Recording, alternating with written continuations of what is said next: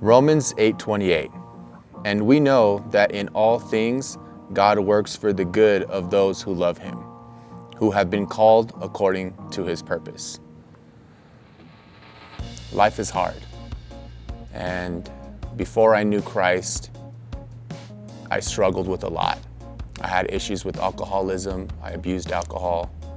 I was a womanizer. I suppressed a lot of my issues through alcohol and drugs, which just spiraled me into this chain of negative events that ultimately landed me in jail for about 2 years.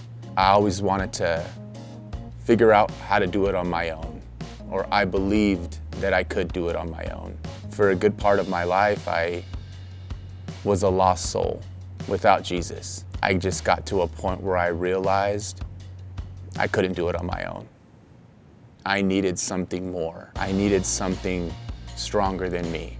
When I first got to know who is my now wife, she had fallen off course a little bit, but in us coming together and through my struggles that I was experiencing, I just decided one day to find Christ and to be a part of that life.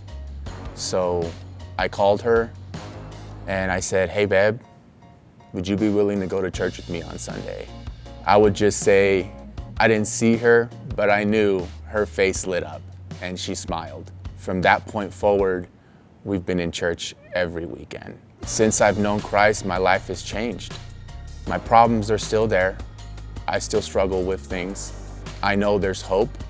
I know I'm headed in the right direction. And I know now I have the best guide that anybody could ever have. Knowing God has been the best experience in my life. I wouldn't change that for anything.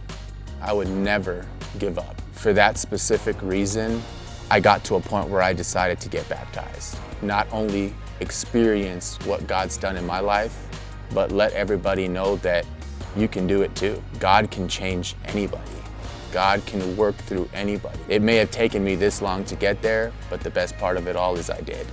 I made that choice, I made that commitment, and since then, I hold myself to a new standard.